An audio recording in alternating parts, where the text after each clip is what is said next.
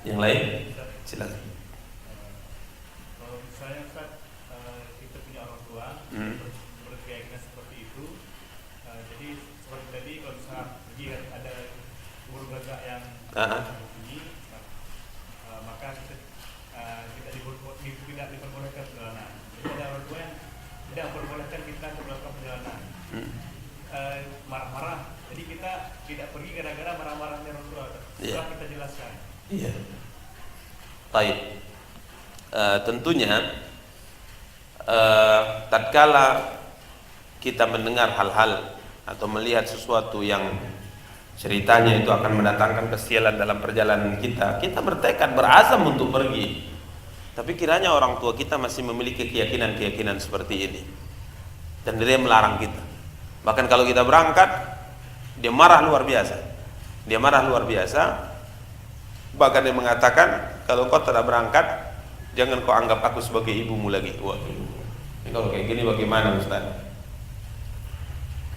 Maka yang pertama, dicoba untuk bisa memahamkan keduanya bahwa ini merupakan kesyirikan.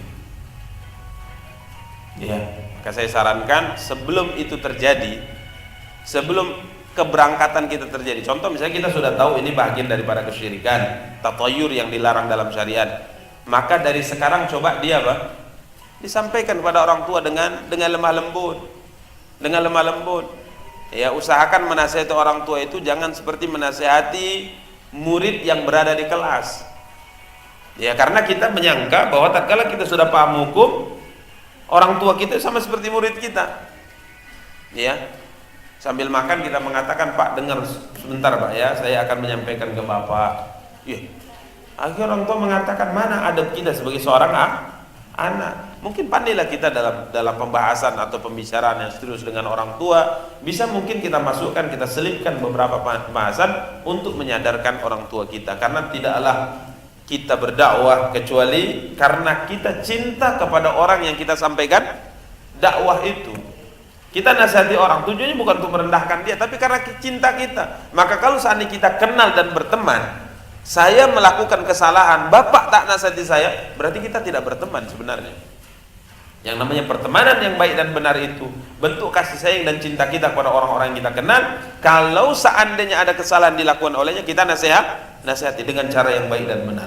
Maka coba yang pertama, lakukan nasihat kepada orang tua, sampaikan bahwa ini adalah bentuk kesyirikan. Baik, kalau seandainya kedua orang tua masih terus memaksa, karena hari itu dia belum terima penjelasan kita, dia mengatakan yang penting kamu jangan pergi, maka jangan pergi. Bukan karena kita takut kesialan yang kita dengar dari suara yang kita dengar, tidak, tapi karena orang tua kita melarang. Karena kita memang sudah bersiap, tas sudah disiapkan, pakaian sudah disiapkan, bekal sudah disiapkan, mau berangkat, orang tua melarang karena ada sesuatu yang menurutnya adalah hal yang akan mendatangkan bencana. Ya, kita sampaikan ini tidak, berusaha negosiasi dengan baik, sampaikan dengan baik, nasihat dengan baik. Kalau tetap keduanya belum terima saat itu, sambil berdoa kepada Allah kita agar Allah bukakan hati keduanya, ya sudah, batalkan perjalanan, bukan karena takut kesialan yang akan menimpa kita dari sesuatu yang kita dengar, akan tapi takut orang tua kita marah kepada kita. Wallahu ta'ala alam. Nah,